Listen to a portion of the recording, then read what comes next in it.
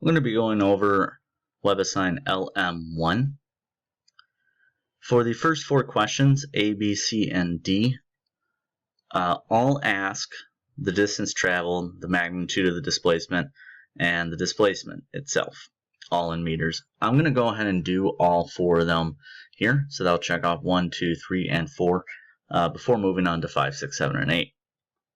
So taking a look at A, we see that the initial position for A is 0, and the final position is 7, and it goes from 0 to 7, so our distance will be 7 meters, our displacement will be 7 meters, and the magnitude of the displacement would also be 7 meters. Just a reminder, the magnitude of the displacement is just the absolute value of the displacement. For B, we start at 12, we end at 7. So the distance traveled, it doesn't matter you're going backwards, distance is always positive. The displacement, though, will be -5. Now, the magnitude of the displacement, which 2b will be asking us, we'll be treating as a +5. For C, the initial position is 2. The final position is 10. But the tricky thing is you go from 2 to 10, which gives you 8 meters, and then you back up to 8, which gives you another 2 meters, and you move back to 10, giving you yet another 2 meters. So 8 plus 2 plus 2 will give us a total distance of 12. Displacement does not care about the fact that we backtracked and then went forward again. So the displacement, the only thing the displacement cares about is the final position is 10, the initial position is 2, so we get 8 meters. The absolute value or the magnitude of the displacement will also be 8. For D, the initial position is 9, the final position is 5. So the distance, we start at 9, we go all the way to 3, that gives us 6 meters, and then we move another 2, totaling 8 meters. So 8 meters. Delta x would be 5 minus 9, which is -4. Again, the absolute value of that would end up being 4.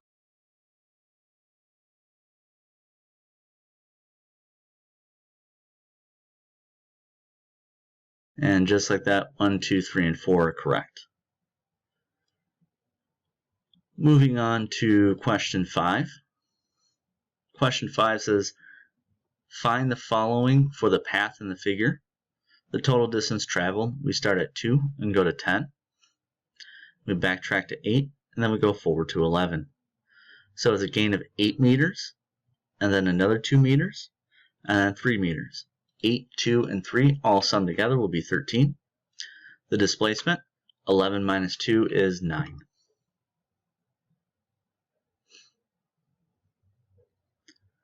Moving forward to number 6. 2 soccer players kick a soccer ball back and forth.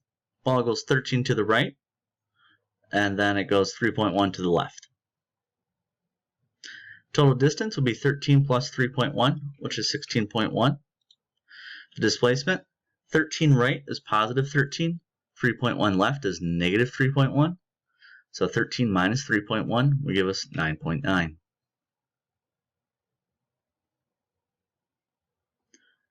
Onwards to number 7. Quarterback runs 15 meters down the field in 2.3. He's hit and pushed 3 meters backwards at 1.73 seconds. Breaks the tackle, moves forward 28 meters in 5.2 seconds. The average velocities. So, in order to get these average velocities, we just need to take a look at the displacement with respect to time. So V1, displacement of 15 meters in 2.3 seconds. That will give us 6.52 meters per second. V2, a displacement of -3 over the course of 1.73 seconds.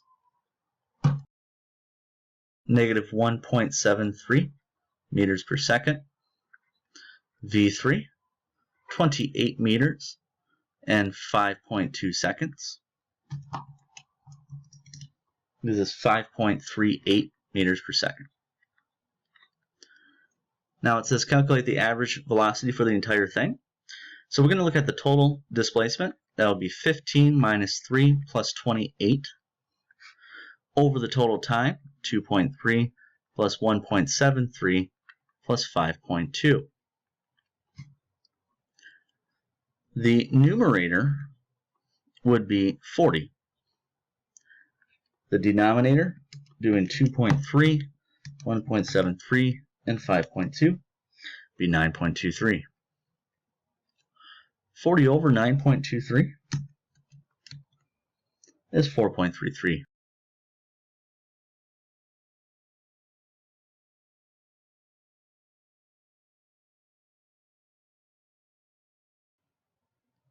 Takes us to our last question. North American and European continents are moving at a rate of approximately 3 centimeters per year. At this rate, how long will it take them to drift an additional 540 kilometers farther apart? This is a fairly straightforward question. However, we do have to do a conversion. We're moving 3 centimeters per year. The distance we want to move is 540 kilometers. So we will take 540 kilometers in order to convert it to centimeters. The difference is you would be stepping down 5 powers. So a simple way to do that is just add 1, 2, 3, 4, 5 zeros. That's the distance we move. We have a velocity of 3 centimeters per year.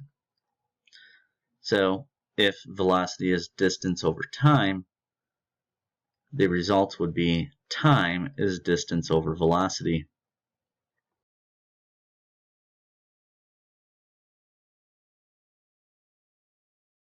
$1,800,000 years, or 18 million years.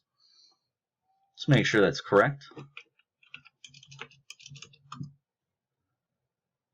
Perfect.